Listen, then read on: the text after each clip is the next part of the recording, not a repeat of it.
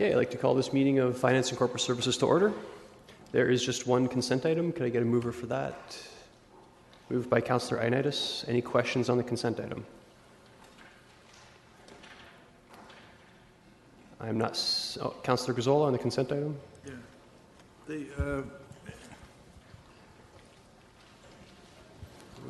In the past, I thought we did some advanced polling at community centers and that. Is that right? In the past, have we not had advanced polls at the community centers? Through you, Mr. Chair, yes. We're just in the throes right now of finalizing the locations for the advanced polls, but there's every intention of making sure we are facilitating them at community centers. Okay, I was looking at Appendix A. What is Appendix A for then? Appendix A is for the reduction in hours on election day for retirement homes institutions. All right, thank you. Okay, no further questions. Those in favor of the consent items? Those in favor of the consent items? Okay, unanimously. Okay, there is just one discussion item, and we have 5 delegations to discuss the flag policy. So, going in order, we'll start with Mr. Jim Perreault.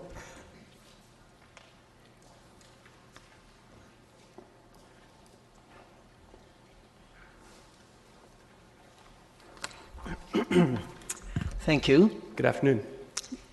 Okay. I spent 3 hours searching the internet to get an idea of which communities in southern Ontario, similar in size to or smaller than Kitchener, fly the rainbow flag at City Hall during Pride events. I was surprised to find that a larger number than I expected.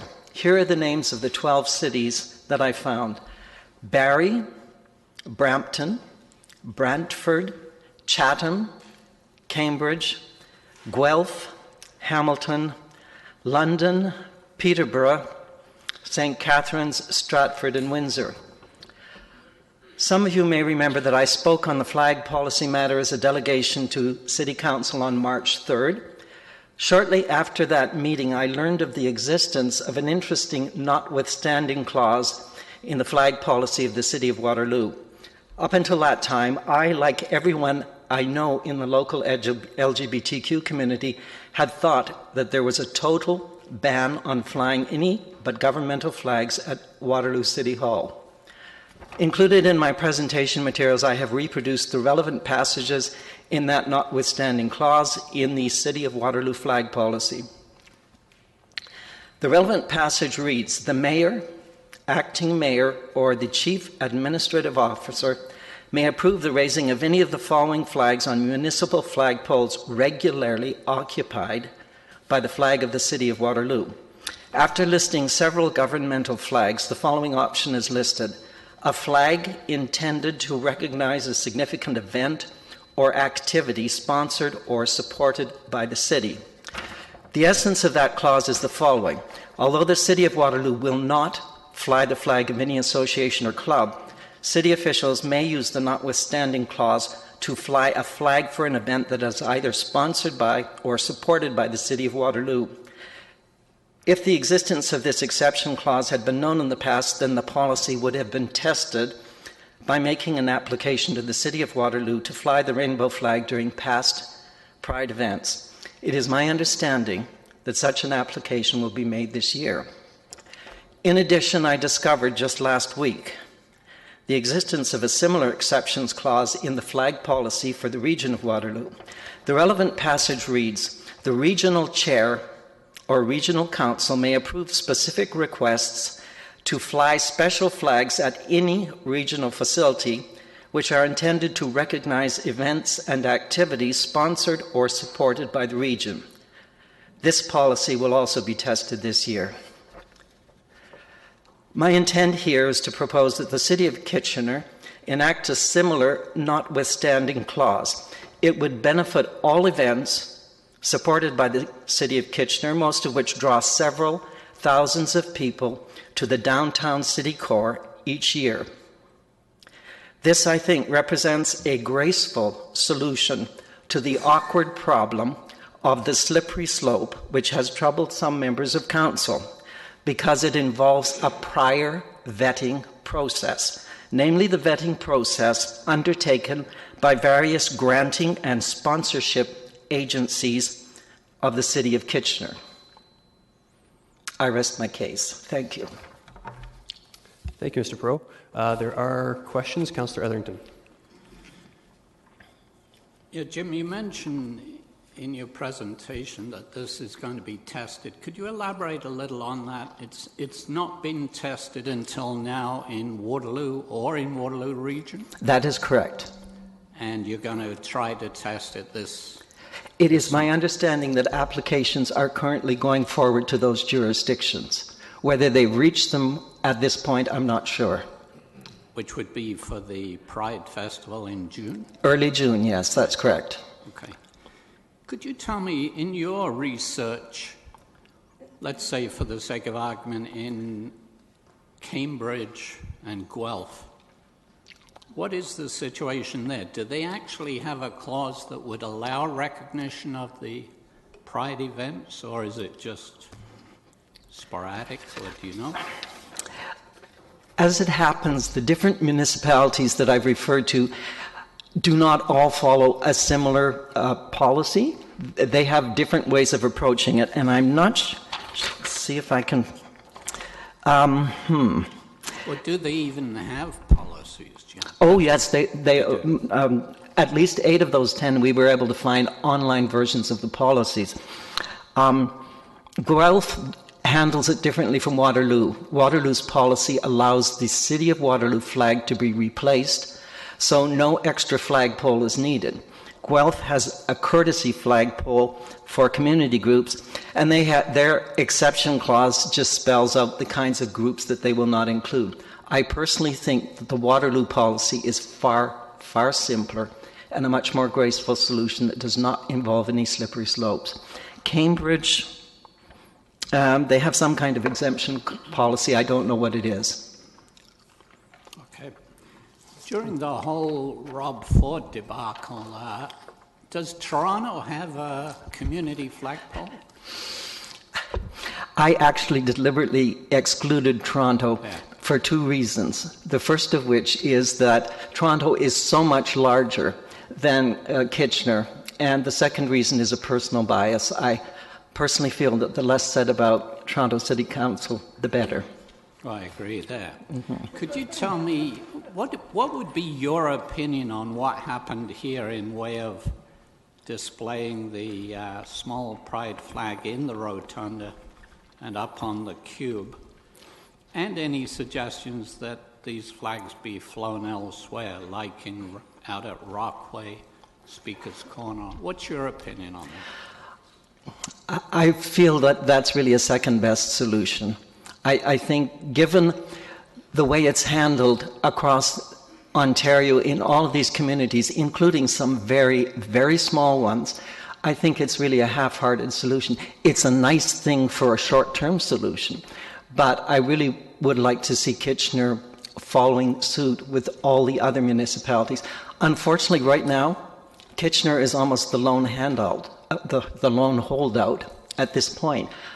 Of any community, of any size in Ontario, as far as I can make out, if you exclude Waterloo, Kitchener is the only one that does not allow this, having the flag at the flagpole right outside City Hall. Right. Thank you very much. Thank you. Councillor Glenn Graham. Thanks very much, Jim. Were you aware of any problems with these cities in dealing with this issue? You're talking about the 12 communities I mentioned? Yes. I'm not actually aware of problems. I think, as you saw on my handout, some of them only started doing it recently, in the last 2 or 3 years, so I just am not sure what's going on. I've tried to focus my attention over the last several years on what's happening in Waterloo, Wellington, so I personally was stunned by the extent of what I found, but I do not know the actual details of what happened in trying to get through the process of actually enacting these kinds of policies. So beyond the rainbow flag, do these communities fly other flags as well? I imagine they must. And as I mentioned here, certainly the kind of policy that I'm suggesting, namely the City of Waterloo one, that would benefit all of the festivals that are held in the downtown city core. And I think people here are aware that there are quite a number that draw several thousand people to the downtown core every year. Did I answer your question? You sure did, and thank you so much for doing all the research. Thank you. Councillor Verbenovich? Thanks, and thank you very much for coming in, Jim, and for the work that you've done on this. I just want to clarify a little further in terms of how in-depth your work went with respect to these 12 communities. The list focuses primarily on flying the rainbow flag, but in answer to the question that Councillor Etherington asked, do most of these allow for other flags then as well, or? I would have to assume so. I'm just looking at a summary that one of my friends created by looking at the 8 online policies. And basically they're saying things like no religious, political, or commercial parties, no hate groups, cannot contradict city policy or bylaw, etc., etc. So I think they are of broad scope. Okay. Okay, that's fine. That's all the information I needed. Thank you. Thank you. Thank you. There are no further questions, Mr. Perot. Thank you. Okay. Okay, next delegation is Jessica Del Rosso.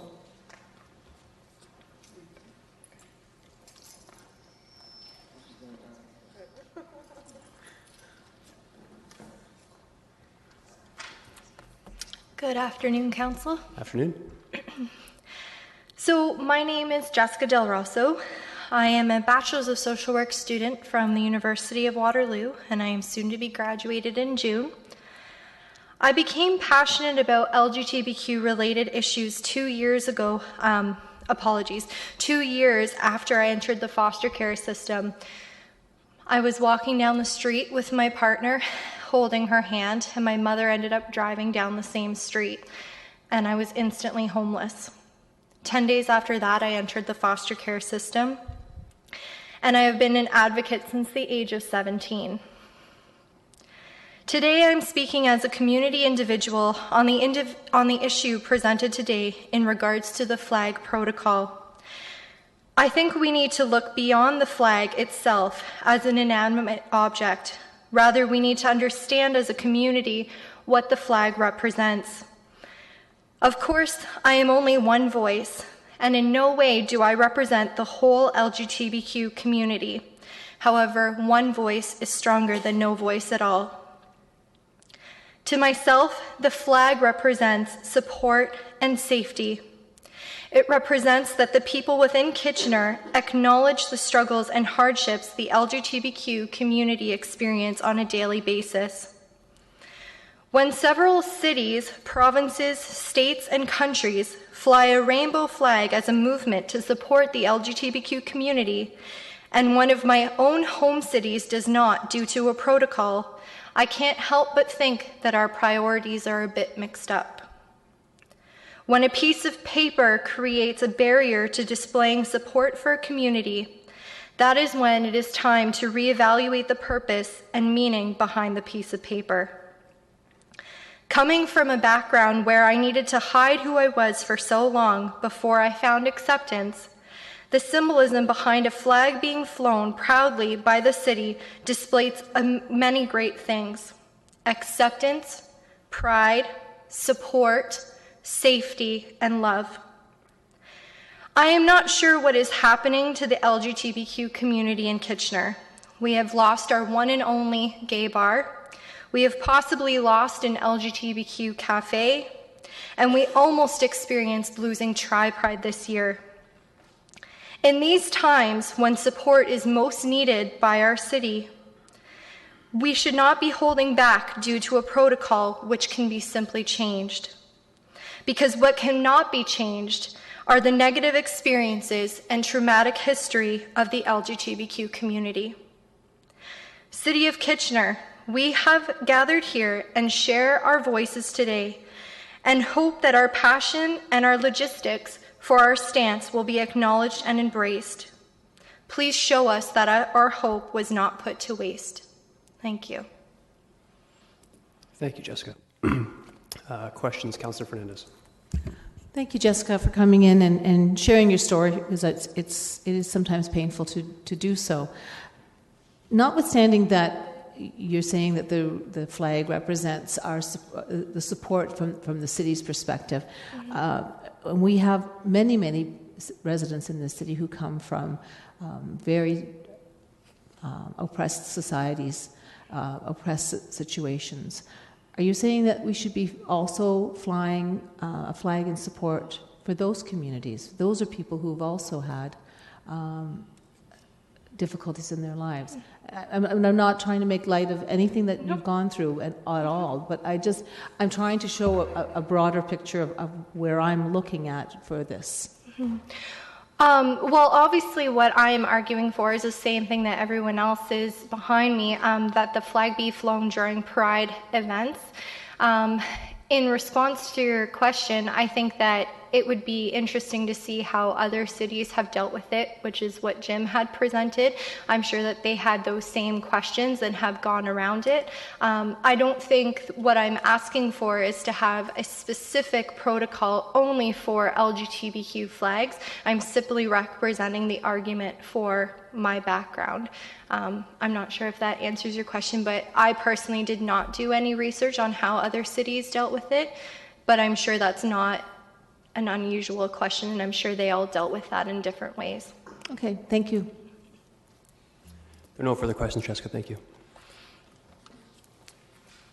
Next, Ms. Sarah Marsh.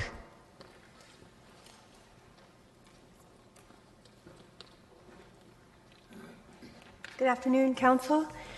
I'm here as a citizen today, independent citizen. So just to first of all, thank you for, I commend Council for demonstrating support for the LGBTQ community with a flag inside the rotunda and on the cube during the Winter Olympics in Sochi. It was, at the very least, a symbolic gesture that had to be made quickly in order to respond in a timely fashion. And I understand it was meant to be a temporary solution with a view to revisiting the flag policy at a later date. So that brings us to today, and the flag policy that's before you to be considered, you have time now to consider it more thoughtfully and thoroughly.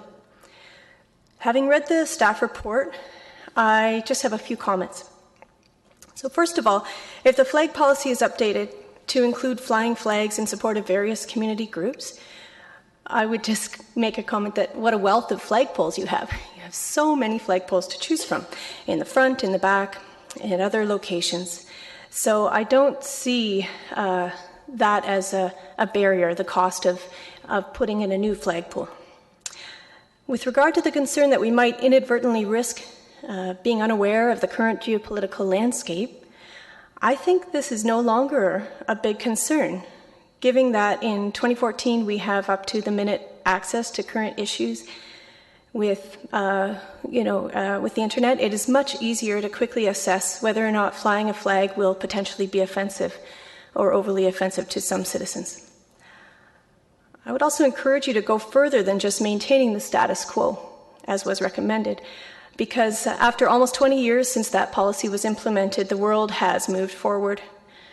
Any city that does not demonstrate support for its diverse range of citizens does run the risk of being seen as not changing with the times. We need a flag policy that's reflective of the current context for Kitchener's community. Referring back to that report, I would add to the section called Alignment with the Strategic Plan, that the flag policy could be a convenient and cost-effective way of demonstrating our commitment to diversity. As you know, of course, diversity is one of the 6 pillars of a plan for a healthy Kitchener and one of the main priority areas for the strategic plan. The world is a much different place than it was in 1995. Flying the pride flag and other flags is symbolic of an inclusive community. It sends a message that our community is becoming what we envisioned it would be. And I'll just end with a quote from the Citizens' Diversity Vision for 2027. Our shared vision is for Kitchener to be a community where all residents have equitable access to and meaningful inclusion in the social, economic, and cultural fabric of civic life. Thank you. Thank you, Sarah. One question, Councillor Fernandez. Hi, Sarah. Thanks for coming in and making your point. I'm going to ask a similar question that I asked Jessica, and I apologize. I didn't think to ask Mr. Jim Perro as well. But what I'm hearing from you is that you're respecting the diversity of this community, and you would like us to change from our status quo to something a lot more liberal and open, I suppose, if I want to use those words, and correct me if I'm putting words in your mouth, that would include us the ability to fly a wide diversity of flags from a wide diversity of groups. Is that my understanding? Is that correct? Yes, and I would just, I wouldn't say that necessarily we have to be considered widely liberal and open, just current. Okay.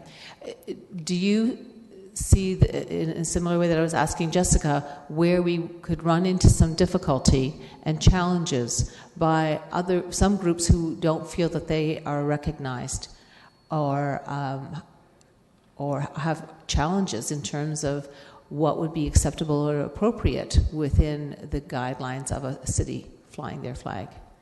Yes, yeah, I can see how that would potentially bring up,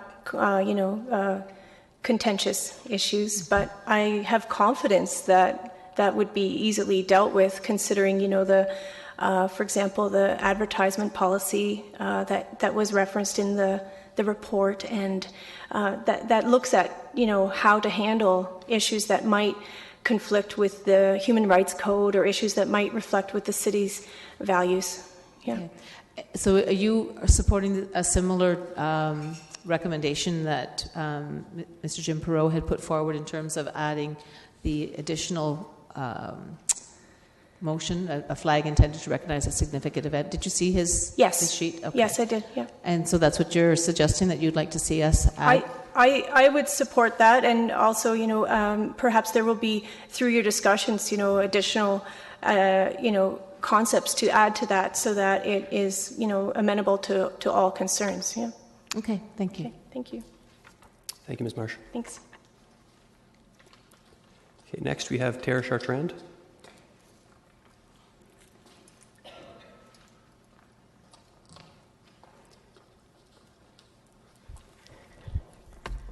Good afternoon, Council. Thank you for being here on this day with us. This is kind of an interesting day outside, sun and humidity. It feels a bit like summer.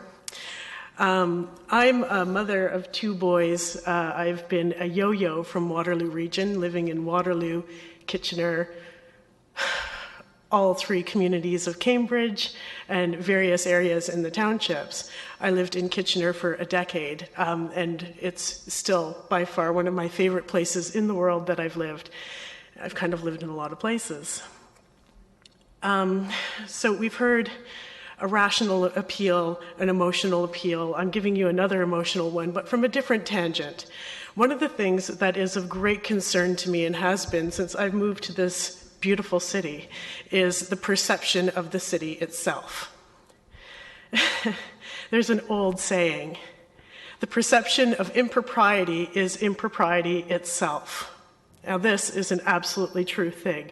When I was a youngster, I was caught in an arcade by my mother, and I was grounded for a month because her kind of child didn't hang out in an arcade. It was about the perception of being in a space that wasn't appropriate for who she thought I should grow up to be.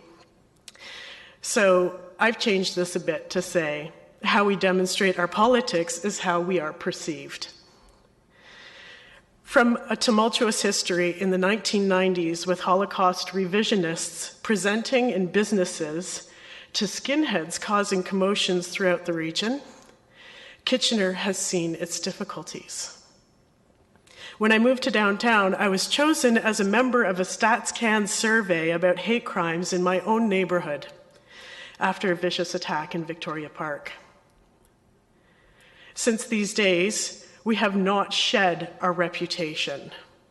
It's an image associated with a community that has been becoming increasingly diverse, which is the thing for me that is particularly problematic. I'm sure Probably many of you know that we are the largest secondary immigration community in Canada, which means people move to Canada and settle here more than anywhere else, which makes our city extraordinary.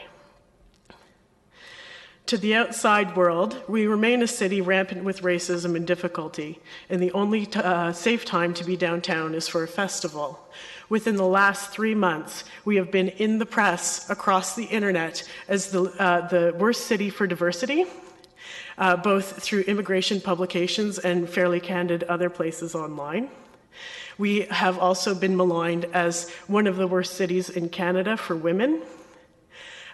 We have also been maligned as one of the worst cities for employment.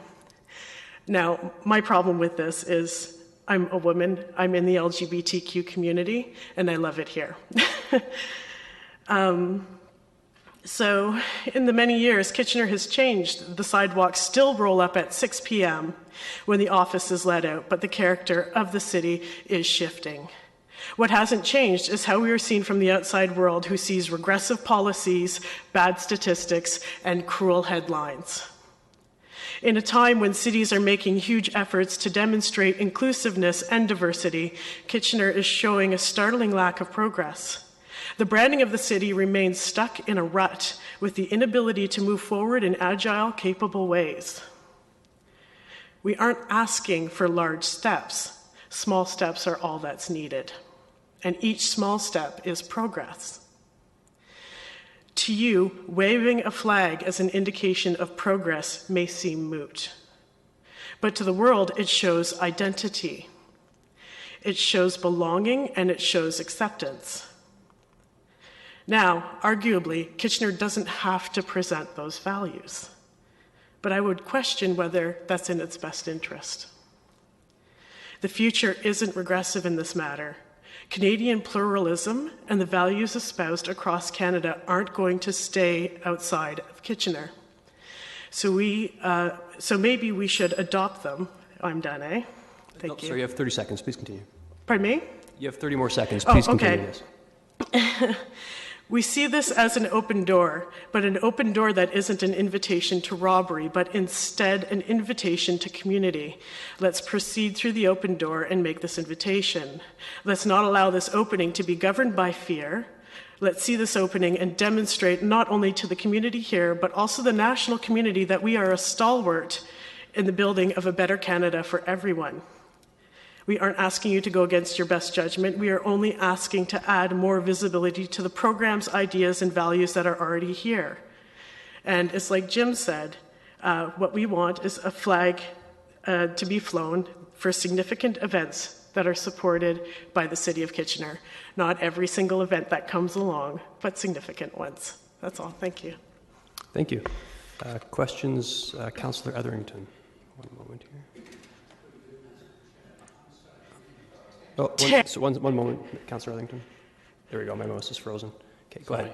Yeah, Chartrand. Yeah. Thank you. When you mentioned skinheads and the like, give me your opinion on the legal advice that we receive that we would not be able to avoid Nazi-type flags and the like if we approve a community flagpole that allows selected groups to fly community flags. Like, how would you suggest we avoid such legal criticism? I go right back to Jim's recommendation for this, that other cities have envisioned this in a way that it supports groups that are supported by the city.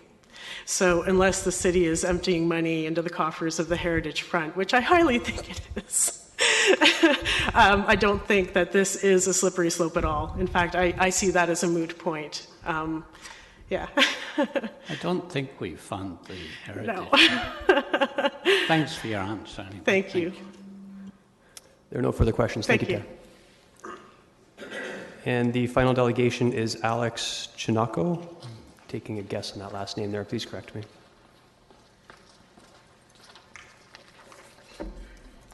Good afternoon, members of City Council, City staff, and all those in attendance. My name is Alex Chinako, and I'm here primarily as a regional resident to speak in support of a revised flag policy.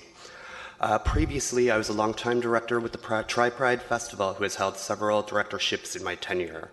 I was also previously Central Region Director of Fierté Canada Pride, which is the national body of Pride organizations. At present, I'm a director on the board of the Social Planning Council of Cambridge and North Dumfries, and I'm also a candidate for a Bachelor of Education specializing in adult ed and community outreach at Brock University. As an individual who was involved in the Pride movement for well over a decade, I've seen my fair share of challenges in the progression of the Pride movement. In working with a number of Pride organizations, I've seen many successes in the respective communities and in the ability of those people to educate and create positive social change in their communities. In Waterloo Region, members of the community have created historical changes that have made Waterloo Region a better place, not just for the Rainbow community, but also with all groups in the community. We should be blessed with the quality and variety of festivals and community engagement events that happen within our cities and townships in Waterloo Region. With respect to the flag policy today, I'm here to support the implementation of a revised policy. While I was a member on the team of Tri-Pride, members have lobbied hard in Cambridge so our community can show solidarity with the Rainbow community by flying the flag. The first time the flag was flown in Cambridge was in early 2000 on the former flagpole at Historic City Hall in Galt. With the exception of a few years, due to other events and the construction of the new Cambridge City Hall, the flag flew during most Tri-Pride festivals. In my last few years on the board of Tri-Pride, we have progressed to hosting the flag raising ceremony since 2012 to further objectives to creating a true regional Pride festival that can be the envy of many Canadian communities due to the stewardship we have here in Waterloo Region. Regardless of our city address in the region, together the three cities evolve together in the regional family. As a resident who was born and raised in the most conservative city in the region, this was a triumph, not only because the odds against having the flag flown were slim, but also because this symbolized that this truly meant that the Rainbow community was fully recognized in Cambridge during Pride Week festivities. As a community-minded person, I have good faith that the City of Kitchener will have the ability to come to a good resolution in creating an accessible policy so members of all cultural communities will have access to flying their respective flags during local and regional events. Should there not be a revision to flying flags at Kitchener City Hall, I do support the construction of a flagpole at Speaker's Corner, as this is also a great public space that the community can utilize. This is good social responsibility and maintains the partnerships with local and regional festivals and organizations. I urge you guys to continue the tradition of innovation in Waterloo Region and come to a positive resolution. I wish to thank you, members of council and city staff, for giving me the opportunity to speak as a regional resident, as municipal matters in all cities in the region matter to me. Thank you kindly for your presentation. Thank you. I'm not seeing any questions, so... Councillor Verbanovich. Thanks. Thanks, Alex, for coming in and for your presentation. You referenced the possibility of Speaker's Corners as a place for a flagpole. And a number of the previous speakers had talked about issues of both the rainbow flag as well as a number of other community organizations. I guess the one question I have in terms of trying to grapple with this issue is how do we deal with it's very clear how we deal with groups, for example, like the Heritage Front in my view. I mean, I think there'd be fairly unanimous consensus on that. How do you deal in your view, and maybe I should have asked this question of everybody, but in your view, how do we deal with groups that there isn't that clarity, but are representative of the community or portions of the community? So, for example, I think of Christians for Traditional Marriage as an example. Yes. If they wanted to fly a flag, do we allow that, or not allow that from your perspective? I mean, if it's an organization that supports all fundamental rights and freedoms for all members of our community, I'm all for it. But obviously, the reference of skinheads earlier, we wouldn't want to fly a flag like that, for example. Right. Because we want to be inclusive of all progressive members in our community. Okay. Thank you. You're welcome. Thank you. There are no further questions. Okay, moving along here, was staff planning to speak to this item, or would... No? Okay. So questions of staff? Oh, you do have a few comments? Yeah, I just had a few quick comments. Oh, certainly, if I may. please. Okay. So obviously, just a reminder that this was brought to council at the request from council, and Doug Hergert's not here, but the other staff, we've met on a number of occasions to consider this. Obviously, as you can see, our recommendation is to maintain the status quo. Based on primarily the reasons for this are actually due to our ability to maintain and provide balance and fairness for the entire community. And I would just quickly point out that this is in reflection of all flags. It's not just limited to one flag, so certainly keep that in mind too as you consider this. A reminder too that this flag policy has been in place for nearly 20 years. It establishes the protocol for 27 different flag locations. Prior to this, the reason this was brought in was because it was very inconsistent and fragmented. And so this brought some order to that. But more than just order, it brought some consistency and fairness to the process. So there was some research done with respect to other municipalities about this. And as the report indicates, there really is there's no protocol, there's no standard for this. This is not a mandate per se for municipalities. So there isn't any one consistent policy across the 444 municipalities in Ontario. So that's important to keep in mind as well. But primarily the considerations that staff, the issues that staff considered were primarily with respect to the time involved for dealing with requests like this. Most of the municipalities that we did survey, it takes 1.5 to 2 hours per request to manage these things, and that's not including any follow-up that's needed, through mitigating any conflicts or anything like that may arise. As you can appreciate, flags are very powerful symbols, and they need to be considered in that light. Yes, there are some geopolitical concerns that we think council needs to consider in terms of which flags are appropriate, and staff just quite simply aren't experts on this matter. Again, this isn't a municipal mandate per se. And just with respect quickly to Waterloo's policy, there certainly is the notwithstanding clauses that are in there, but there's also a section 3, just for clarity, that does state, part B of it states, the flags of service clubs or other special interest groups shall not be flown on the City of Waterloo municipal flagpole. So that's another element of their policy that you need to keep in mind as well if you end up wanting to compare ourselves to Waterloo. But again, primarily the recommendation staff provided was again to maintain. We felt it maintained balance and fairness with the existing policy. So certainly happy to take any questions that you'll have. Thank you, Ms. McCabe. There are questions of staff. Councillor Etherington. Yeah, through you, Mr. Chair, to Dorothy. I had a couple of questions. The report makes very little mention of the other dozen or so municipalities that have been mentioned by the delegations. So I wanted to ask why we did not look at those which for several years have allowed flying the rainbow flag. Ms. McCabe? Well, we did look at some other municipalities, City of Brockville, Markham, City of London, City of Guelph, City of Brampton.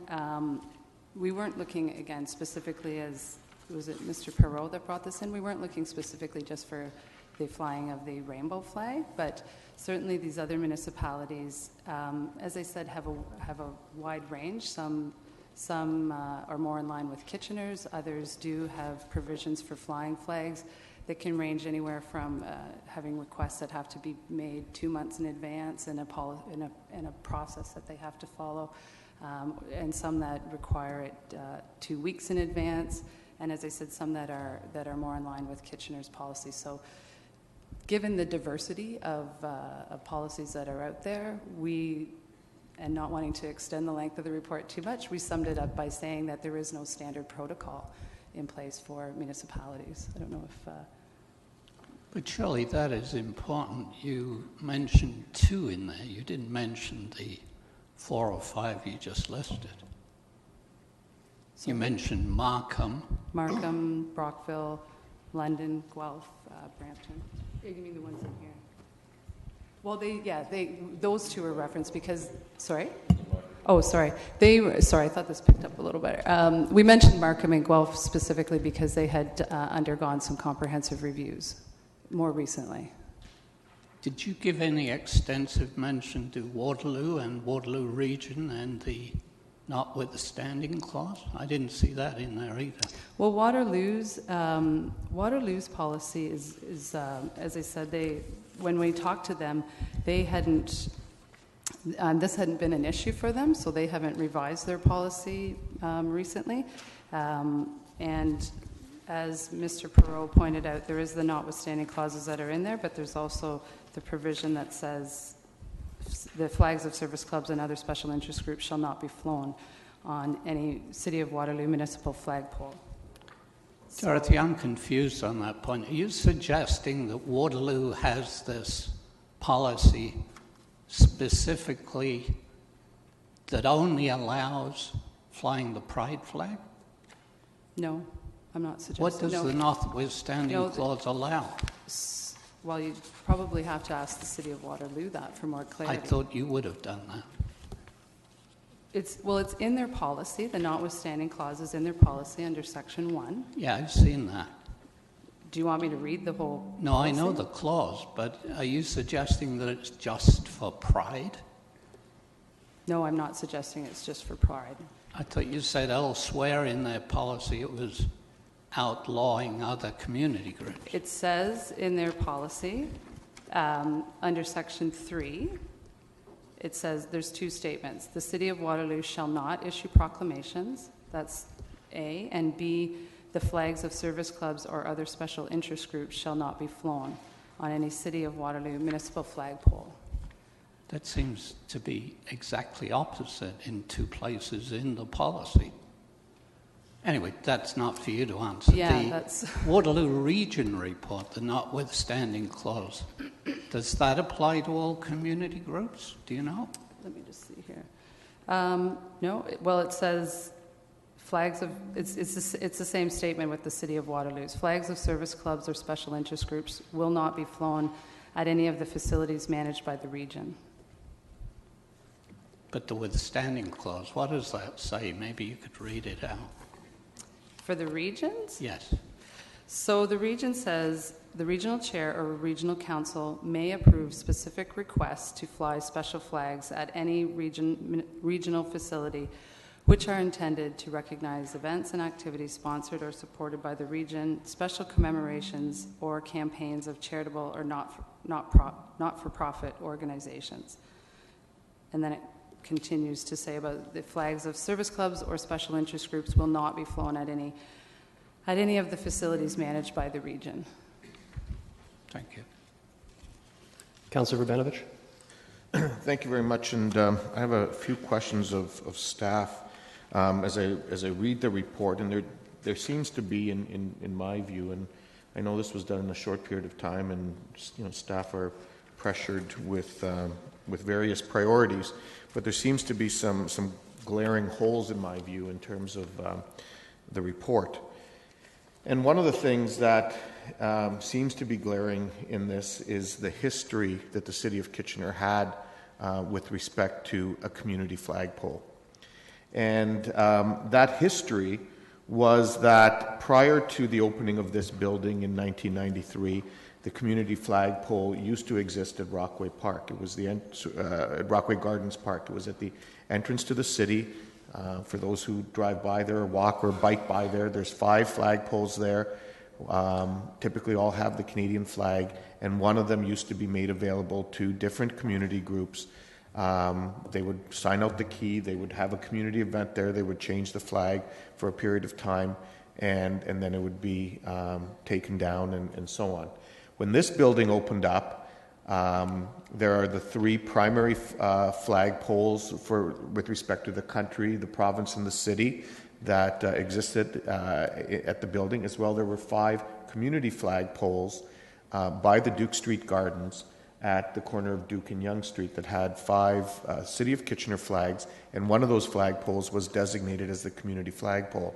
And up until the new policy, in fact, that flagpole was used as the new community flagpole, and community groups, and I can't remember for sure, had the option of that or Rockway, or this one was used exclusively.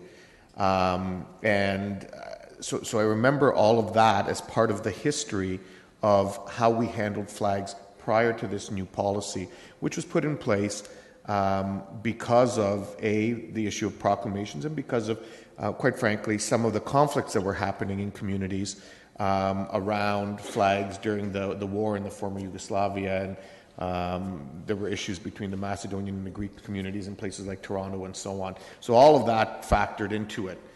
I guess my question to you is, none of that history, which I think is important for an issue like this, is reflected in the report, and I'm wondering why it wasn't included.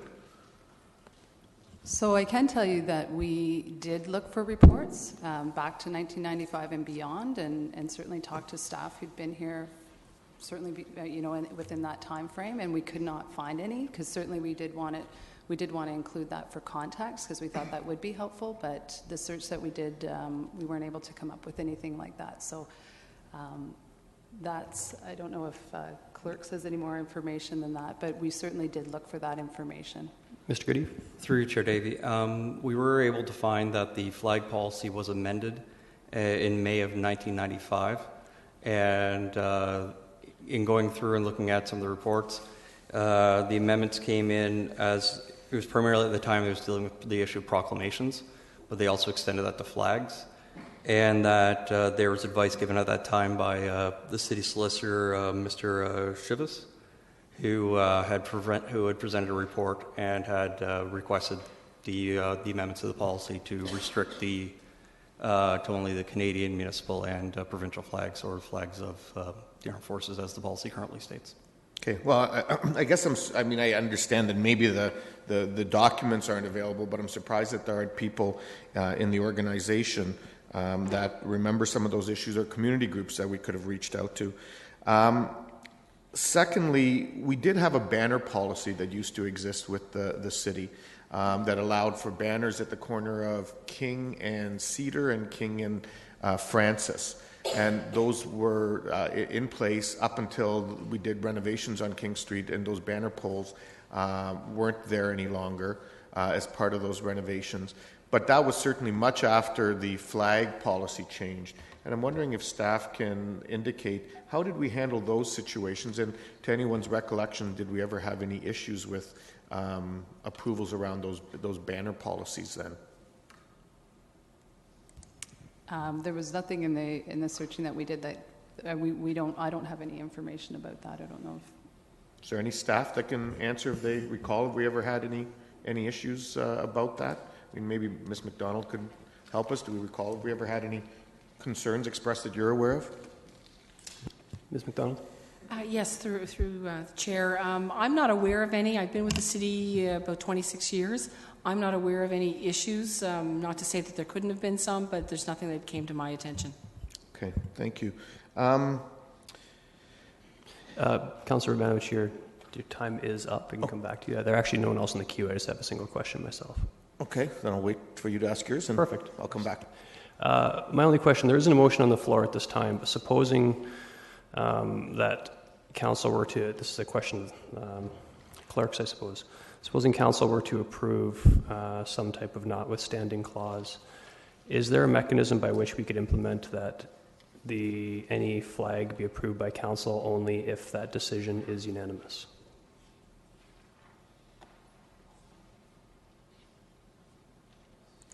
Mr. Goody.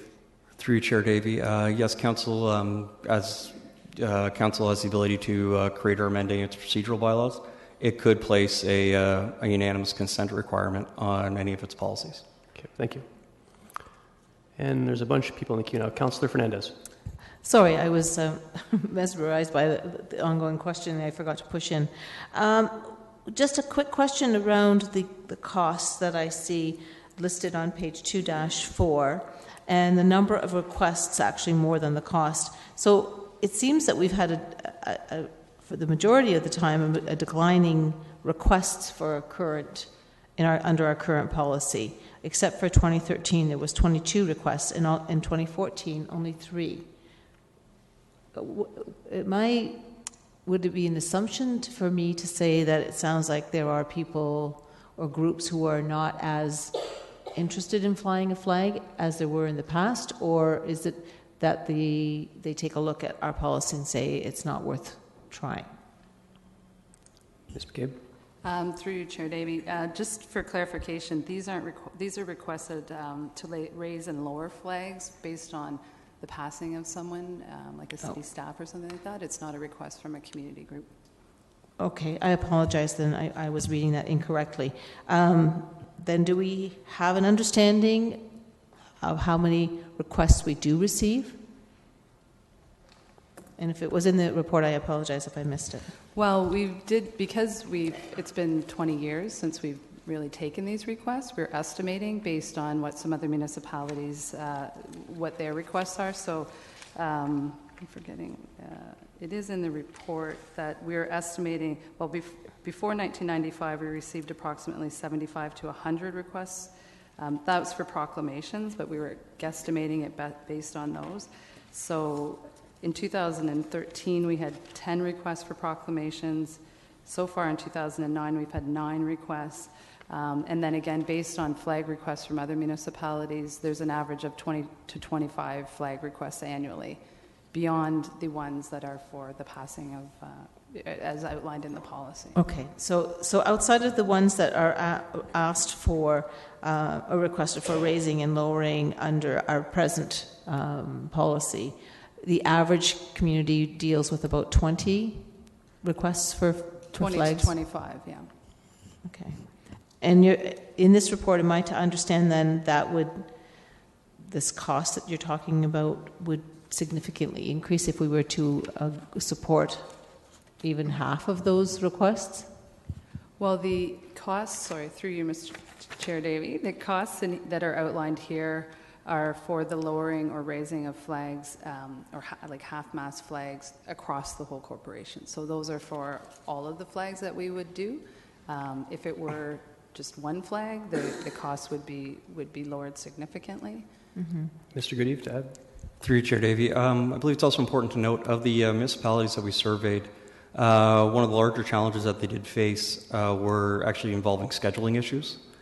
They would receive requests from, say, 2 different groups and would like, their flags flown during the same week. And then those requests would be then referred to their council to make a determination as to, does Easter Seals get 3 days, and then, say, the MS group get 2 days of the week. And so that's where one of the largest challenges they faced was mostly dealing with how to schedule. We did get information on the number of proclamation requests, because we found that most policies in these municipalities, they kind of tie proclamations and flag requests together. And there were quite a number of proclamation requests. There were 7 in 2011, 10 in 2012, 13 in 2013, and to date so far in 2014, there's been 9. These groups range from the Girl Guides requesting the Guide Scout Week, to the Canadian Institute of Plumbers and Heaters for World Plumbing Day. There's Pulmonary Hypertension Month. There's the Board of Funeral Services for Funeral Professionals Week. So there's various groups, a wide range of groups that have made requests for proclamations over the past several years. And as I mentioned, one of the larger issues that municipalities face is logistics and how do you deal with and schedule these requests. So when we receive a request for a proclamation, what essentially do we do then? Is it just that we advertise it, or we allow a banner across King Street, or? Through your chair, Davey, currently the City of Kitchener does not make any proclamations. Okay. I should have known that. Thank you. Okay, Councillor Rabinovich. Thanks. So my last question then goes back to the issue of the broader report. And going to Councillor Etherington's question, it seems the report was missing what I thought would be really important information for me, which is what's happening in other cities. For me, this has always been about more than just the rainbow flag. It's been about all of the kinds of flags that we've talked about, the kinds of flags that celebrate community, that celebrate diversity. And what's missing in the report, save and except for the mention of Guelph and Markham, is the kind of thing we've seen provided to us by Mr. Parrott this evening, or this afternoon rather, and including all those lists. How are they handling, sure, the issue of the rainbow flag, but how are they handling the issue of all the other flags as well, so that we as a council could make a good and educated decision? And again, I understand that staff are busy, and so they did what they could in a short period of time, but perhaps we could have, gotten some extra help on that, or whatever the case is. I'm wondering what would it take to get that information so that we clearly understood what these other cities are doing before making a decision. Through you, Mr. Chair Davey. Well, it would take more research. It would take more time to contact other municipalities and come up with a comprehensive list. There's 444 municipalities in the province of Ontario alone, so I don't know if you wanted to limit it just to the province of Ontario or if you wanted to look across the country. I mean, I guess you'd have to scope that out. Obviously, we're here to fulfill council's requests, but certainly to maybe if the request was for or the decision was for more information. Certainly, I'd appreciate it if you could scope it. Again, is it across Canada? Is it just in Ontario? Are you looking at municipalities of a certain size? Just to be, because the research for something like this could be almost limitless unless you scope it for us. Sure, and maybe one of the logical ways would be to look at the 22 big cities in Canada, which Kitchener's part of, or include this include this list of Ontario ones. I mean, that may be a way to go as we deal with this.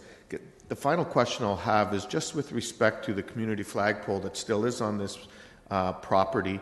Do we know, is it still functional, and whether it can be used as a community flagpole as it was in the past?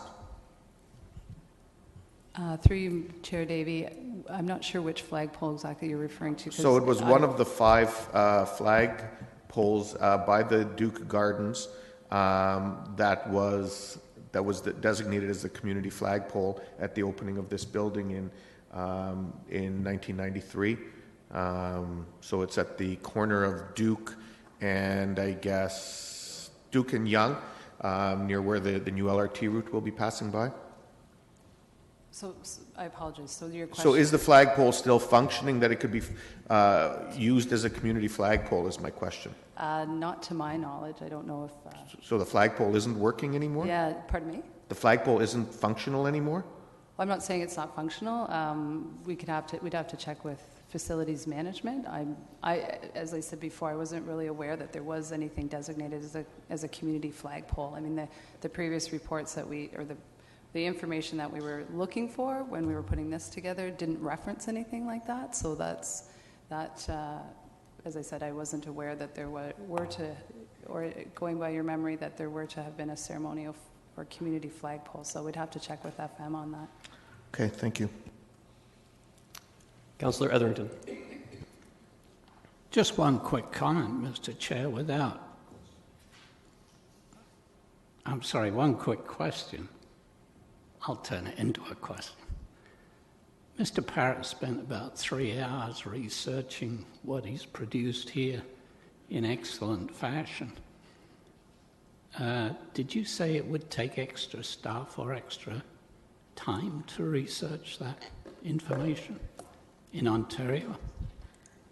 Ms. McCabe. Through you, Chair Davey, what I said was that if you wanted more comprehensive information about flag policies and proclamation policies for municipalities, it would take more time to do that research and to come back with that information. And what I had said was, in the province of Ontario, there's 444 municipalities, so and then certainly more across the country. So if you wanted to scope it so that it was, maybe as Councillor Verbanovic suggested, just the cities that are involved with the Big City Mayors Caucus or similar sized municipalities, that would be appreciated, because the scope is quite wide when you look at municipalities across the province or the country. But Dorothy, you know as well as we do that we don't need several hundred municipalities across the country. If we just use a little common sense on this, it would make more sense. We just need to look at the Ontario municipalities, the larger ones, to very quickly come up with the information we need. Councillor Ellington, questions? And we do have a motion before us. Through you, Mr. Chair, I have a motion on the floor. Do you want me to read it, or then I have some comments on it? Yes, please, and if we could get up in the display as well. So the motion reads, whereas Kitchener's 20-year-old flag protocol prevents community groups from flying appropriate flags outside city halls to mark special events or festivals, and whereas one of those groups, Tribe Pride, would like the city to clearly exhibit its appreciation for community inclusiveness by flying the rainbow flag to mark the annual Pride Festival, and whereas at least 12 other Ontario municipalities have, without legal challenges, allowed gay pride flags to be flown on City Hall flagpoles to mark special events and festivals that bring thousands of people to our cities, be it resolved that Kitchener designate and establish one community flagpole outside City Hall, and be it also resolved that Kitchener Council add a notwithstanding clause to its existing flag protocol, similar to those found in the City of Waterloo and the Regional Municipality of Waterloo. These protocols allow the Mayor, Deputy Mayor, Council, or Chief Administrative Officer to make exceptions for approved community groups that wish to fly their own flags, quote, to recognize a significant event or activity sponsored or supported by, close quote, the municipality. And also be it resolved that in order to avoid a costly, time-consuming vetting process, any such community group permitted to fly a flag on the community flagpole would in some way already be financially sponsored or supported by the City of Kitchener. Thank you, Mr. Chair. Okay. Councillor Gazzola, I had you in the queue. You can still ask questions of staff. You were in the queue and you just popped out. You can still ask questions of staff. Question for staff. I didn't realize there was a motion before us. There is now, yeah. I know there is now. Okay. I didn't realize there was one then, because I was going to make a motion, but that's okay. Okay. Councillor Glenn Graham. Thanks very much. We talked a lot about community values, and that came out loud and clear during our casino discussion. And I think, I understand where staff are suggesting that we maintain the status quo, but I don't think it's consistent with our expressed values of inclusion and diversity. And I think, once again, our citizens are ahead of us on this. I think we really need to look hard at, if we want to be a progressive and forward-thinking community, what does that mean, practically speaking? And yes, flags are symbolic, and yes, they can have pitfalls. But when we have an issue like the Ukrainian protest, or like the issue yesterday of the terrorists who captured the Nigerian girls, we had a demonstration downstairs. Other events, certainly during the Olympics, we expressed support for the LGBTQ community. We have no problem in coming out and supporting these people publicly, and our municipal politicians make statements and speeches to that extent. And so we're stopping short of actually standing up proudly and saying this is the kind of community we want to be reflective of all its members. And we can say that it's a special flagpole, so we never take down our Canadian flag. That's sacrosanct. But I do think that we need to recognize the opportunity to do something that is embracing our diversity, not just tolerating it. And pitfalls are not an excuse not to do something. You know, there's all kinds of reasons not to do things, but there's a reason why we would do something and make an extra effort here, and other communities have been successful. I really appreciate the thought that Councillor Etherington has put into it, and I think the last clause is actually quite clever. And if we do have issues, Ms. Marsh is actually correct that the fact that we have a sponsorship and ad policy that does take into consideration some nuances, we're smart enough to figure this out. And it can always come back to council if there's any questions to do exception handling for it. So we need to stand up for this and do the right thing. We have a 20-year-old policy, and I think that says it all. It's 20 years old. We need to move into the 21st century and to reflect the values that the citizens expect us to have in our community. We should be proud of the fact that our citizens are leading the way on this, and the fact that we do have a diverse community that people want to settle in. If we want to keep having those people come here and not only attract them but keep them here, we need to reflect that in our policies, and this is a perfect opportunity to do that. Councillor Rabinovich. Thank you. And I'm not going to actually make the motion, but at this point, because I think you probably want to allow others to make some comments, I think the motion that's been put forth by Councillor Etherington, particularly the 3 operative clauses, is a good start towards where we need to go. But I think there is some additional information that we should have that needs to be part of the public record, officially gathered by the city, so that it's part of what we are considering in making the decision that we make. And so regardless of what we do today, this issue would ultimately end up coming back to council 2 weeks from now, which is still before the Pride weekend that we're talking about, so we can get the issue resolved in time for that. But I think it would be incumbent on us to get that additional information to be gathered by our staff in terms of the Ontario municipalities that are listed here, both in terms of the rainbow flag and other information. And I think, a lot of the work's been done, so that shouldn't be too difficult. But confirming that and including some of those other big cities across the country, because, in terms of the comments that Councillor Glenn Graham made, those are the communities we're competing with in terms of the quality of life and the kind of community we want to have and we want our residents to embrace. So I would like to see this referred to council, this motion, so that that information can be gathered, it can be brought back to us. Staff can have an opportunity to take a look at this wording and see, is there some additional changes that they think need to be made, particularly in terms of the 3 operative clauses, if that's the direction we want to go. On the surface, my biggest concern lies with that 3rd paragraph, because I think it potentially does exclude a number of groups, and I would want to make sure that that's not what's happening, because I think of many groups that aren't necessarily financially sponsored or formally supported by the City of Kitchener. I look at this, and United Way probably is, because I know our employee group contributes to United Way, so they're probably covered off. I think of some of the other groups that are involved, whether it's Children's Wish Foundation or Movember or other kinds of community organizations that I know have asked in the past, and we've said no. That they potentially are excluded through this, and I don't think that that's the intent.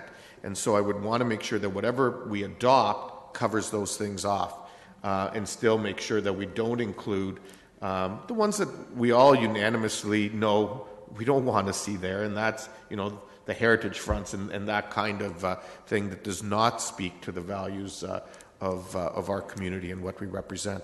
So at the appropriate time, Mr. Chair, I would like to move referral, but I'll hold off onto that until I get your guidance. I appreciate that. Thank you. Mayor Zaire. Thank you very much. One of the basic comment that I want to make is what I had stated a number of months ago, and that we chose not to take any action related to the Tri-Pride flag because we had a policy. And I stand by the decision that was made at that time. I also stated that I would not be objecting to reviewing the flag policy. That is what we're obviously doing. But I want to repeat, I said it then, and I'll say it now again, and I might even repeat it a few times today. This is a policy issue. It is not about flying the rainbow flag. And it's regrettable that this has become a polarizing or focused on only one flag. I personally applaud and support those who advocate for the LGBT community. I do. I support them. But this is not about one flag. This is not about one flag, whether it is a national, another national breakaway organization or LGBTQ or a service club or whatever. And that's where we have to keep coming back to. It is a policy that we can live with under all circumstances. I supported the displaying of the flag, the rainbow flag, and actually suggested that was one way that we could be dealing with it at that point in time, because, as has been mentioned a few times, the flag, the raising of a flag, has very strong emotions that go along with it, and is symbolic in a different way than having a display. It showed support, but did not offend the flag. I believe that exceptions are a slippery slope, and people say that, well, don't worry about it, we will deal with it. Well, Council has a responsibility, in my opinion, to represent all of the people, but also has a responsibility to protect the city from any potential litigation based on claimed or deemed discrimination.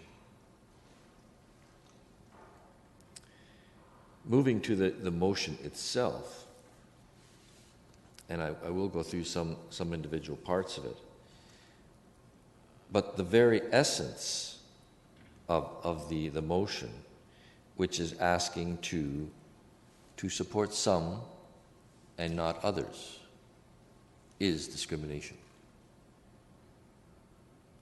We would be discriminating against some, legitimately perhaps, nonetheless discriminating.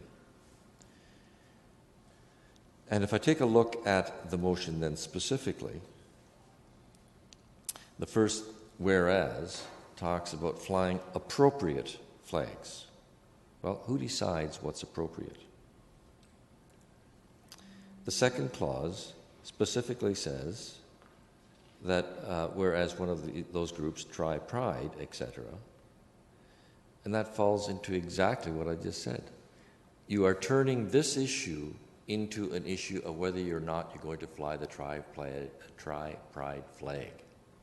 That's not what we should be talking about, because we are a much larger organization than one, we're a larger community than just one organization. I do not have any problems with that. The third clause talks about 12 other interior municipalities, as Jim had brought forward, with references without legal challenges. We don't know if there were legal challenges. There were none that got into the books, but we don't know if there weren't any challenges on them. I'm really thankful for that list. There's no question about that. And I suppose there will be some additional follow-up should there be a deferral of this item. Going to the second operative clause and the notwithstanding and making an exception, and the use of the word sponsored or supported, and which then therefore falls into the third one as well. And it says, the last operative clause says that in the same way, or I guess it means provided that, we, the city, were already financially sponsoring it or supporting these organizations. Well, we have then again discriminated because we'd be grandfathering those organizations that are there that already were, past tense, up to this point. It could exclude other future organizations that could fall into the same category.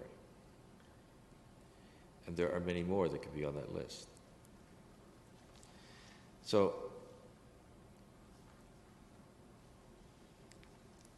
to summarize, this resolution that is in front of us right now is divisive in the public by forcing or talking about just one flag. And I think that is wrong.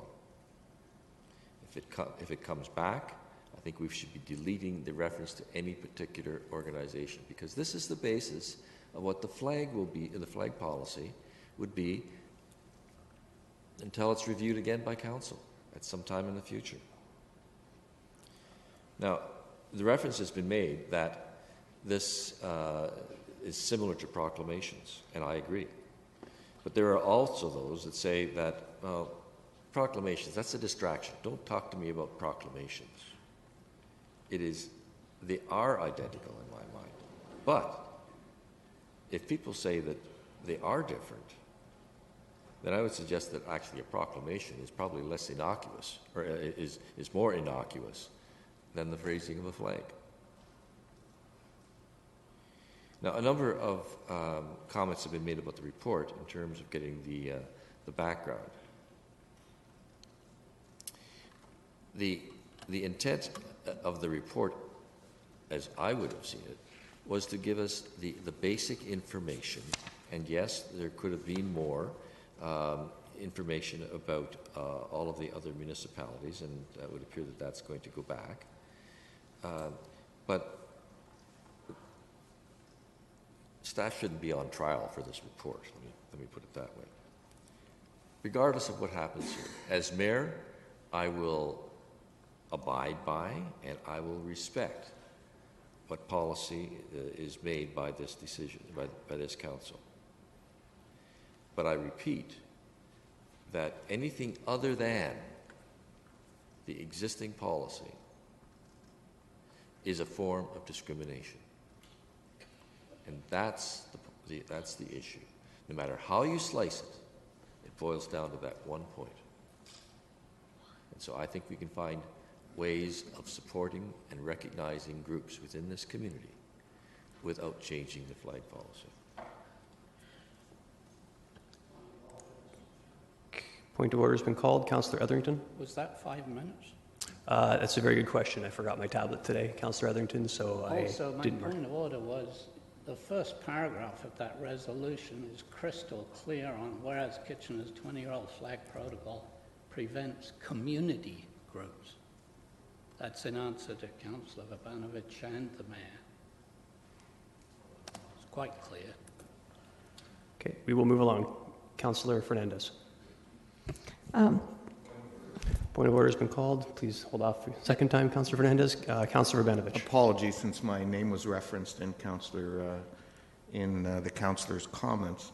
I raised the question and the concern with respect to the operative phrase of the motion that's before us, which is the final be it resolved, where it's limiting potential flags to groups that are financially sponsored or supported by the City of Kitchener. And that was my point, that needed additional clarification. Okay, thank you. Councillor Fernandez. Thank you. This is such a hot and sensitive issue, and especially for the people who have come out as a delegation today. Everybody is passionate about a situation that they're in, and that's why I asked the question about diversity and diverse groups. It doesn't matter whether you're from the LGBTQ group in the city community, or you're from a specific cultural background or a religious background. We're all very passionate about what our beliefs are and what we stand for and what we represent. The concern I start to have is when we start choosing certain groups over other groups in what we want to be as an inclusive and welcoming community. And I don't think it matters what protocol or what guidelines we have when we start having notwithstanding clauses. There's always somebody who's going to be offended. And I always think of the Canadian flag as being the biggest symbol of inclusivity and acceptance. And I heard that actually from a community member who is a refugee here in this country. But she said to me, when I see that Canadian flag, I know I'm accepted and I'm welcomed in this country. So to have it didn't come from me. It came from somebody who suffered some great challenges in their life. I would like a quick clarification on the question of community flagpole outside of City Hall as to where. That's, you know, there has been discussion about the front, and there's also been discussion about the Duke area of the City Hall in terms of the flagpoles that were referred to there. I don't really think that we need to do a lot more research on what other communities are doing. I thank Jim Parrott for doing that for us. I mean, that was gratuitous, it was kind, it was generous of your time, and I think you've given us some great background to review in the next 2 weeks, because it wouldn't be ratified anyways until council. So that's really all I have to say about it. I really do appreciate our community members coming in and talking about what they're passionate about what your concerns are, sharing us your personal stories. But you're one of many, of hundreds of diverse and special groups that make up this wonderful city of ours. Councillor Ganeski. Thank you. I read the report over the weekend, and I mulled over the implication of what staff had written. And basically what we requested back a couple of months ago in terms of direction and background and information has been provided. Although Councillor Urbanovich asked maybe we could have some more historical background on that. I guess you can only go back so far in terms of what you can work with. Anyways, notwithstanding that, it's interesting to note that over the years we have had many requests for flying flags, banners, requests, proclamations, etc. And based on policy, we've not proceeded with them. And here we have today before us an opportunity to debate this, and everybody in Kitchener, Waterloo, throughout the whole region, has the opportunity to be here to present their case. And all we have is just one group. And they have their position, which is understandable. And everybody else has taken a position of not appearing, whether they didn't know about it, whether they're satisfied with what's happening. I've received no phone calls or emails from anybody indicating that it's a concern or a problem what we have right now. So I was just thinking that basically everybody is happy with what we have, other than the one group. Seeing where the motion that we have before us here as certain provisions, I have to agree with Mayor Carl Zare in terms of his comments on certain phrases, etc. I too had, as soon as I read it, I knew it just wasn't sitting right with me, because it goes totally contrary to the existing policy and feels that certain parts that we have to support or find financial support or appropriateness of it becomes questionable in terms of whose opinion. And so if we've got to do that, then that raises other issues in terms of concern. We also had some advice that we've been provided with from a legal perspective, and I have worked with legal people in terms of my previous to a high degree, and I find that it really does come down in terms of from a financial perspective, the bottom line, from a legal perspective, the legal position that you maybe have to deal with. And it's favorable times, and at times could be a really implication to the municipality. Although we do represent every community and every diverse community, I like the comment that Councillor Fernandez made about the Canadian flag. I thought that was well put by whoever mentioned it through to her, and it does represent everybody here in Canada. I'm not prepared to support the motion we have here. I am prepared to support the status quo because I think from a legal perspective, if we go and provide amendments and notwithstanding clauses and exceptions to the rule, we're just opening up a huge problem for the municipality that I really don't want to get into. Councillor Gazzola. Thank you. I want to compliment the speakers that have come forward today. I think you've all done your homework. You're extremely well prepared, very logical in your presentation and in your thoughts. As similar to Councillor Yaneski, I found it very interesting that there was no one from the other side. In every issue that we deal with, there are two or more sides to every issue. But this doesn't seem to be the case. I've been sitting on one side or the other of this horseshoe for close to 40 years. And I've seen a lot of history. And I think we need to learn from our history. And I have experienced over that period of time incidents that have arisen that ended up in this city putting forward a unique policy, somewhat unique policy, that has served us well, extremely well, for 20 years. 20 years is not a long period of time. I also have to personally admit that in 12 years sitting on council, the mayor and I have not been on the both sides of the fence too often. But on this occasion, I must totally agree with him 100%.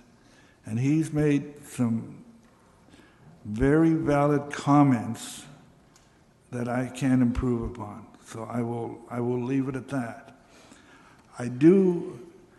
And as a result, I also will not be supporting the recommendation that's before us. I believe that the policy that we have in place is serving us and has served us well. I don't believe it's broken, and therefore I do not believe that it needs fixing. I also want to emphasize, though, that, and as the mayor has stated, this has now become an issue of the pride flag, and I don't want to be judged because I'm going to the position that I'm taking. I do not want to be judged that I'm out of step with reality, I'm old, and times are changing, and I'm not keeping up with the changing times, and that I have anything against the LGBTQ community. I have members in my own family that are involved with those positions. I have 13 grandchildren. I know over a period of time, I'm going to run into a lot of different opinions and different thoughts. That's not the question here. I believe that we have a good policy in place and something that we can defend. We can defend it morally and also legally in the courts. So I don't see any reason for changing it. In conclusion, I also have to agree with the mayor that whatever policy a council decides, we totally have to support it, and I will support it. But at this point, I will not be supporting the proposal that's been put in front of us. Thank you. Okay, I will comment briefly. First of all, I'd like to thank the delegations again. You guys did your homework, and there were some painful stories in there as well that I appreciate.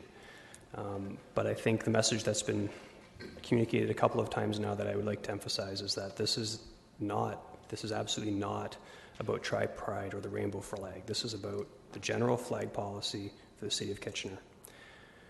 If I were sitting over there, I'd be thinking, what's the big deal? We've got 11 elected officials here and staff, numerous staff members, and all we're saying is to put a flag up on a flagpole. And if it was that simple, we'd be doing it.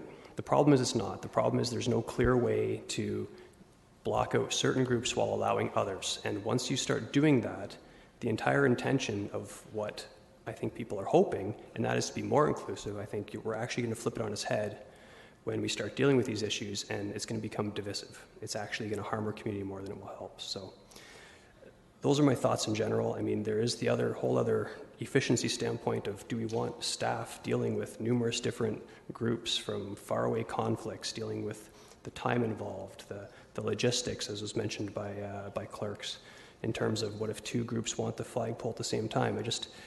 There are some of us here that really want to focus on efficiency and running the city as efficiently as possible, and this is not something that I think that I can support. So before we go back to Councillor Urbanovich and Councillor Etherington, just some forewarning, I won't be supporting the referral because I think we should be dealing with it now, and I think we should be upholding the current policy.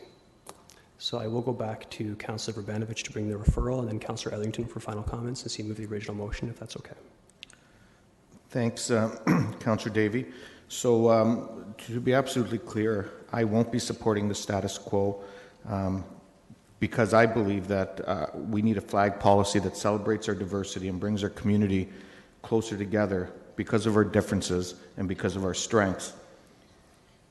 In looking at the need to make a change, we have to recognize that this has been in place the current policy has been in place for 20 years, and if we're going to change it, we need to do it right. Our obligation is to have full information available to us before making a decision, and unfortunately, for a variety of reasons, we lack that information right now.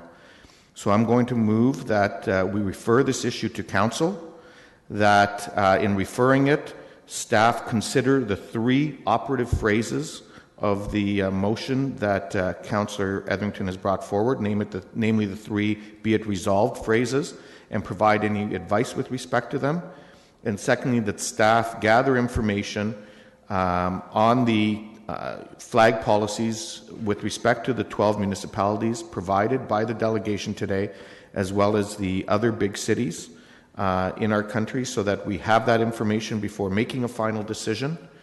If the referral motion doesn't pass today, I won't support the motion at committee today that's before us, because I think it does have some problems, but needs some time to look at how we can correct those issues, and would be looking to make an alternate motion then at Council next week if that were the case.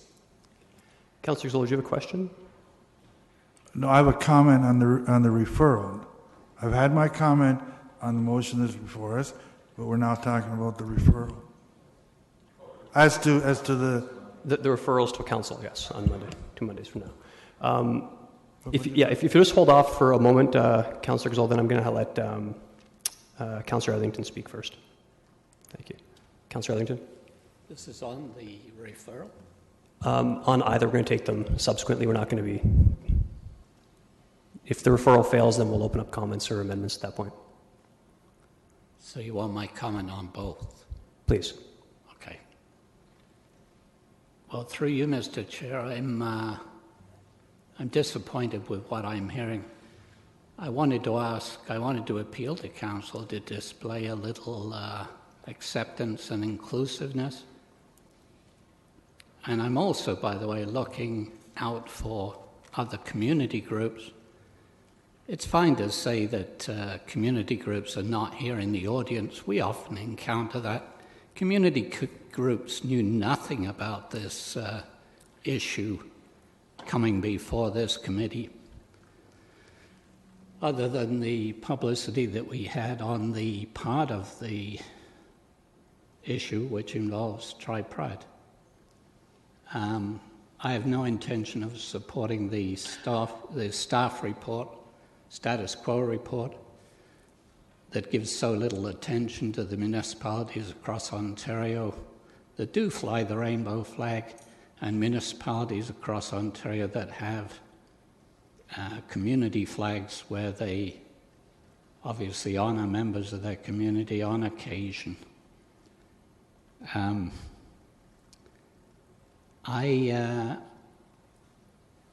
We could have avoided all of this fuss. I think it was Chair Davey who said in the first place that we could have avoided some of this by just very quietly and respectfully allowing an exception so that the pride flag could have flown during the Olympics. Instead, we, in my opinion, hid timidly behind legal opinions that, as I've already said, create council paralysis and keeps the whole subject in the closet. In my opinion, it's overall, it's foot-dragging and not taking the issue seriously. It reflects a lack of political will, and I'm glad I'm not part of that. Unfortunately, the gay flag part of the issue and the reluctance to address that troublesome subject looks as though it will affect, in this decision, other community groups who might occasionally want to fly flags.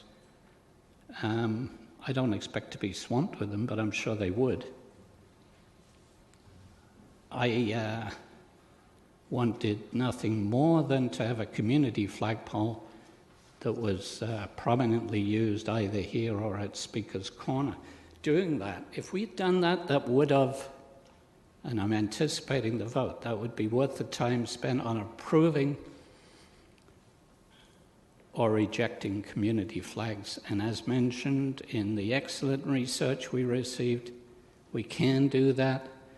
Others are doing it, and we could even charge a small fee to cover our staff costs or help cover the costs. I'll oppose the status quo report and still ask that Council ask for Council's support to look at how other municipalities have successfully handled this hot button issue. And believe me, it ain't going away.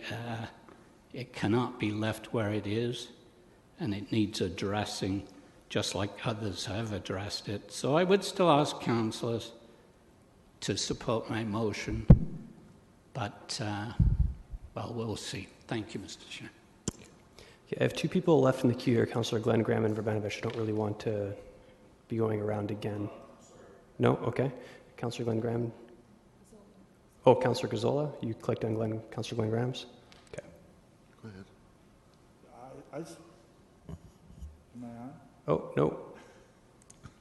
Okay, there you go. Yeah, I just want to speak against the deferral. I won't support the deferral, but because we're not gaining any time or anything by having a deferral. The only thing it doesn't really allow everyone on council to show what their thoughts are. And I believe we should be having a vote today so people can declare what their thoughts are, where their leanings are, and it gives the community 2 weeks to deal with the issue. So for that reason, I won't support the deferral. Very good. Councillor Singh. Yes, thank you. So I've said where I stand on this issue before it came when the question was raised during the Olympics time. And again, this issue is raising the question, as Councillor Etherington has put it, of the City of Kitchener's acceptance and openness, or willingness for acceptance and openness. But my issue is the ambiguity of the notwithstanding clause will continue to raise the same question by other groups. So I'm uncomfortable to go in this direction in supporting the motion, and this motion was put before Council just today. We didn't have the opportunity to review it, to give collective thought on which direction to go. So I'm willing to allow for a sober second thought and more information by supporting the deferral to council to see if there can be some revisions made to the current motion, and of course additional advice and direction by staff as well, which is appropriate when changing a policy such as this.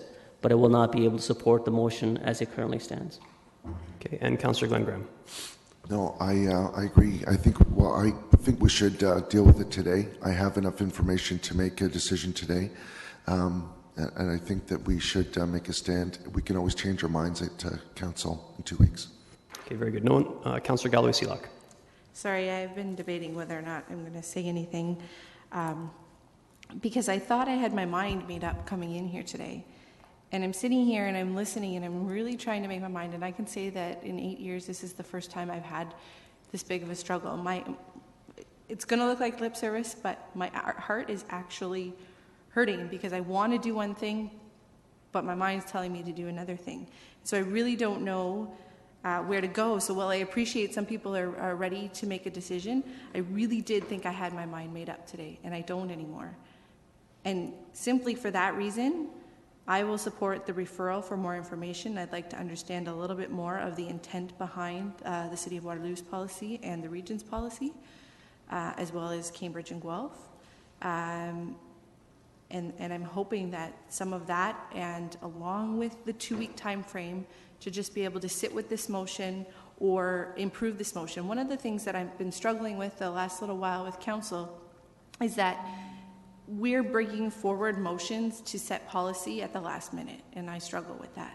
And so I think the ability to take this motion and either better it or maybe not even support it in the long run may be good on a situation like this. So for that reason and that reason alone, I'm going to support the referral for 2 weeks so that I can grasp and have the opportunity to make a decision, because I don't like to make a decision today and then hear from the community and then reverse my decision. So having said that, I will support the referral. Okay, thank you. There's no one left in the queue, so we'll take the referral motion, first, and a recorded vote has been called. So if you prefer to refer this issue to 2 weeks from now from council, you would say yes now. If you want to deal with it now, you would say no.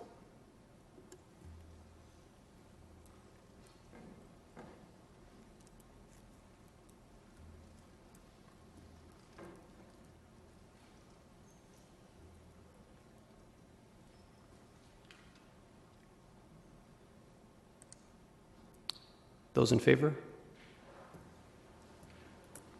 And opposed? The referral fails. We are now back to the original motion.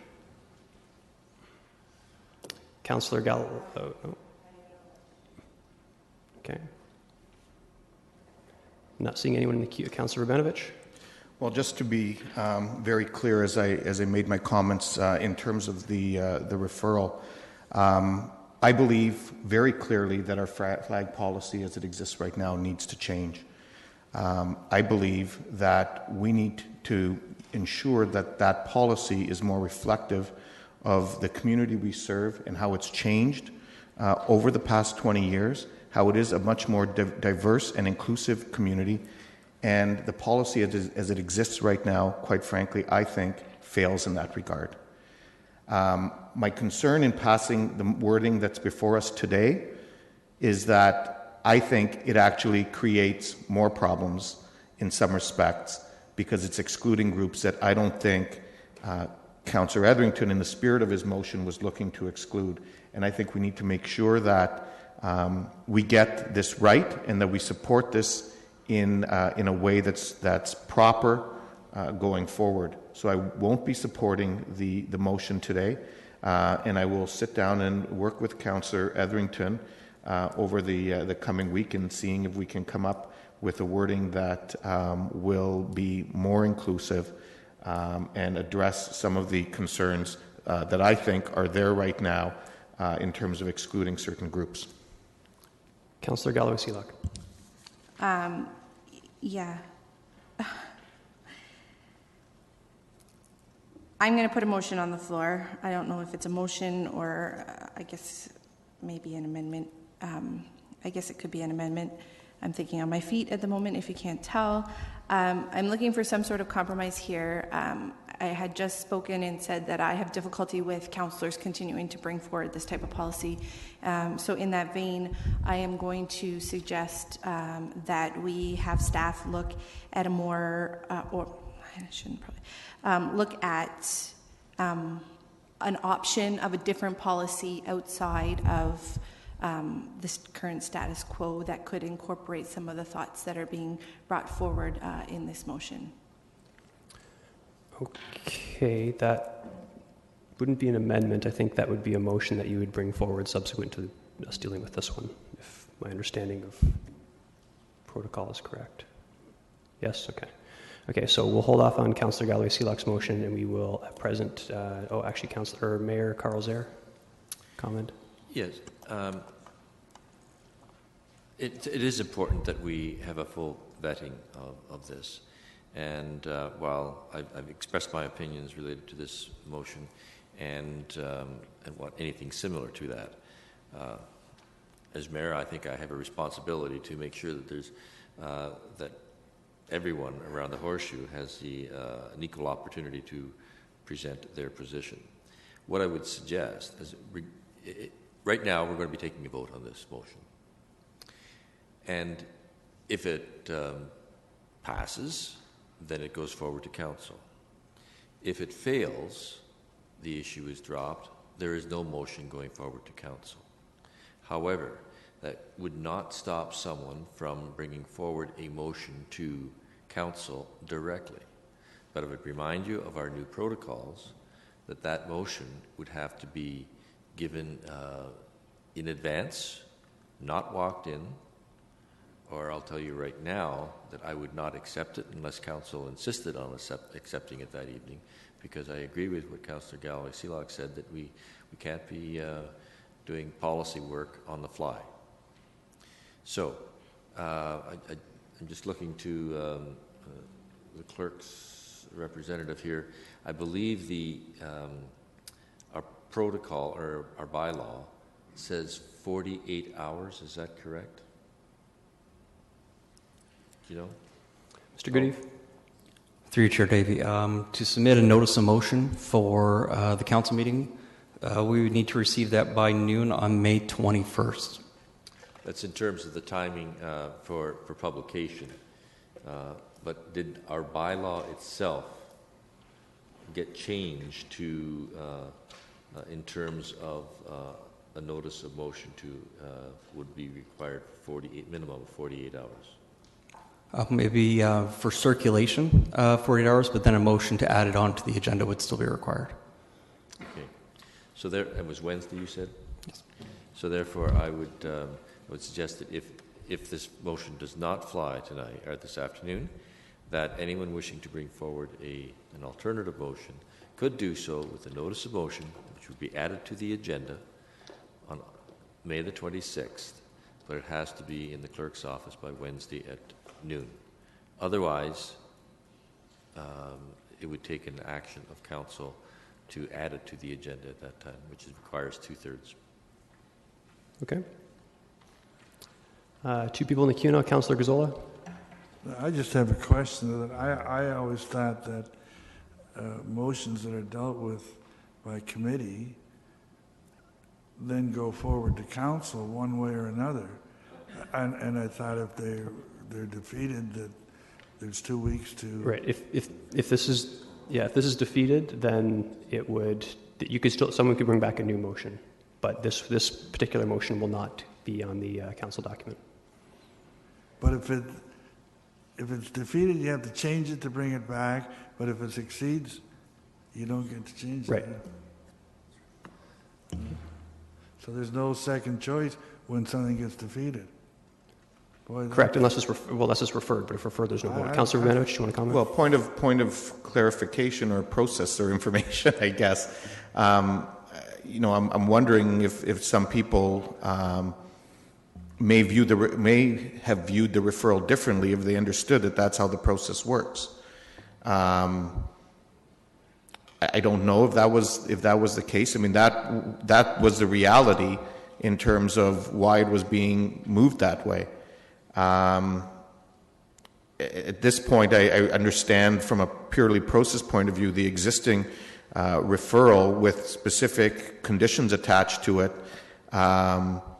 would not fly as another motion, but a mere deferral with no conditions and a date, would that be something that you would be willing to consider, Chair? Well, the reality is it's the same sort of situation. Anyone can bring forward a motion without requiring to waive or motion to reconsider. Well, no, the difference in all due respect is if it's deferred, it will still show up on the agenda. If it fails today, it won't show up on the agenda, and we would need to have someone actually make a separate motion. We've already voted on it, and I trust that it will show up in the council agenda regardless. So I would rule that out of order. Right. Someone can bring, to clarify, someone could bring forward this exact same motion for council without requiring motion to reconsider, if that helps. Recorded vote has been called for, and Councillor Galloway-Selak wanted to comment first. Yeah, just quickly on this. I can't support it as written today. If there are changes potentially over the next 2 weeks, then I potentially could see myself supporting it down the road. But again, I want to be able to give this one a little bit of time before I make my final decision. So I'm going to support again, or I'm not going to support it today as written, and we'll hopefully see some changes to this motion moving forward to council. Okay. Recorded vote has been called.